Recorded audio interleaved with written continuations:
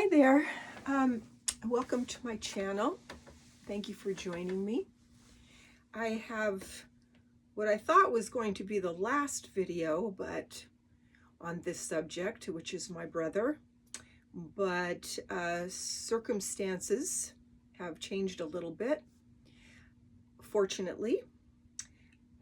So yesterday, I got a text from my sister-in-law saying that they were going to be moving my brother from the ICU to a room. And she said, Steve's trying to stay with us. And so that sounded positive. So I was happy about that. And I didn't hear anything else. And I went to sleep. Tried to go, actually, I was kind of awake. It was 12:01 at night.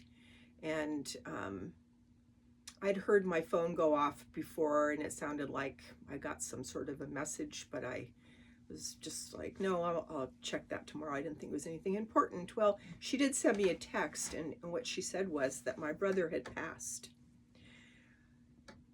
And I've already, when I sent him a message on his phone, and a few days before, I've been grieving, so I feel like I can talk about this right now because I've already done grieving. And also, not only have I been a nursing assistant for about 25 years off and on, but on top of that, and taking care of elderly people. So I've dealt with a lot of people passing, quite a few people passing. And on top of that now, not only did my parents die in 2009, but our middle brother died a couple of less than 2 years ago, and now my oldest brother. So and my husband. So I've dealt with a lot of family death, and I guess you could say, in a way, it's not that you ever get used to that, or I ever get used to that,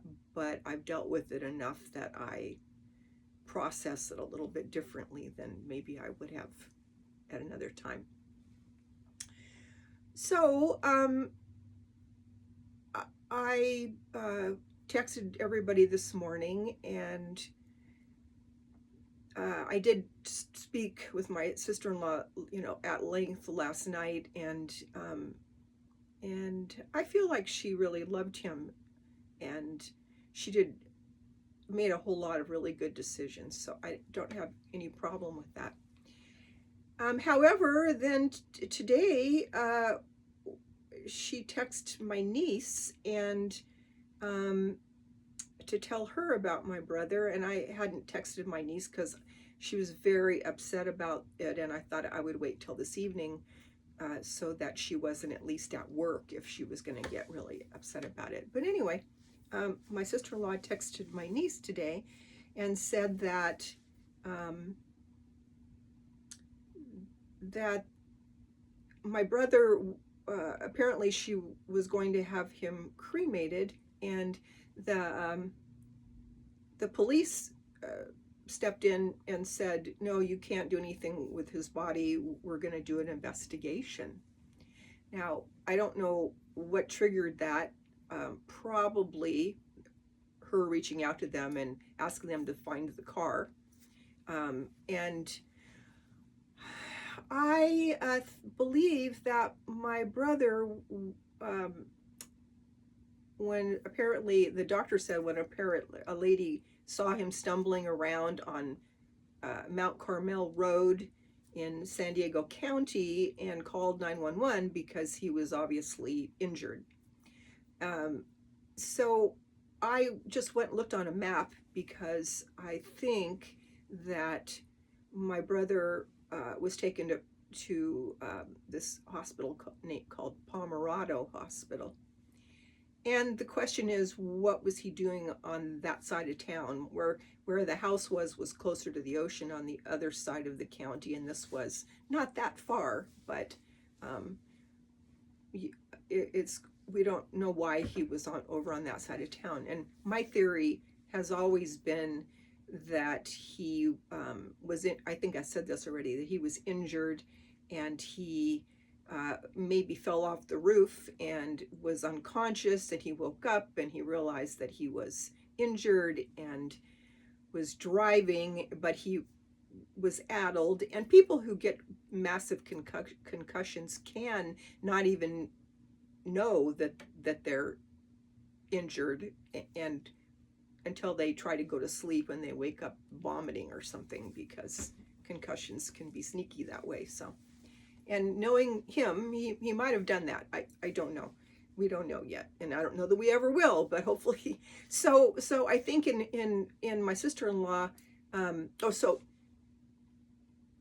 the thing about this hospital is that where his car was found, where he was out of his car, was not that far from that hospital. And my theory had been about that because he was headed in that direction, that my mom was in that hospital when she passed. And my theory is that, and my brother drove to see her every day. He was the only one that was still in San Diego.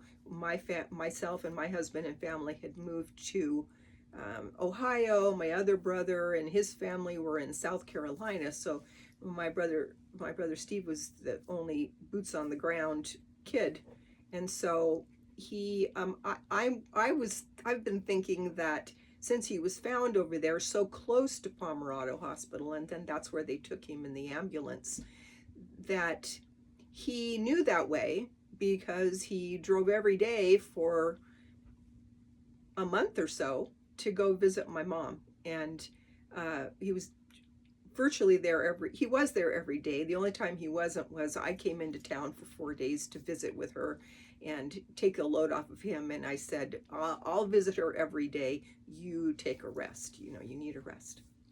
So this is why I'm thinking he was over there, maybe in his addled state. He was thinking he needed to go to the hospital, and he knew the way because he'd driven it many times. So I don't know. But anyway, now it's very interesting because from my little police mind, that the police are involved and are going to do an investigation, which makes me feel better. And I don't know if they'll find much out, but hopefully they will. And so the saga goes on, but they won't let my sister-in-law bury my brother until they've completed the investigation. And how long will that take? I don't know. A few days, a week? I would think that would be something that they'd really be on quick, because, my brother needs to be, I guess my sister-in-law is going to have him cremated. I never talked with him about that. So I don't know. Maybe she did. They were married for 30 years, after all. So that's where it all is at the moment. So I will let you know when I find out what the police decided. The doctor said that he felt that my brother's injuries were consistent with a fall. So if that's his conclusion, often the police will just take that at face value. But because of where his car was found, and it is all very suspicious. So we shall see. Anyway, I told you that I would keep you up to date, and I will, and I will let you know what the outcome of their investigation is. And if anything else happens in the meantime, I don't know what else will, but I will let you know. So have a good evening, and thank you for following along, and we'll see you on the next one. Please like and subscribe to my channel, and you can share the video if you would like to. That would be super helpful to me. Thank you very much. Bye-bye.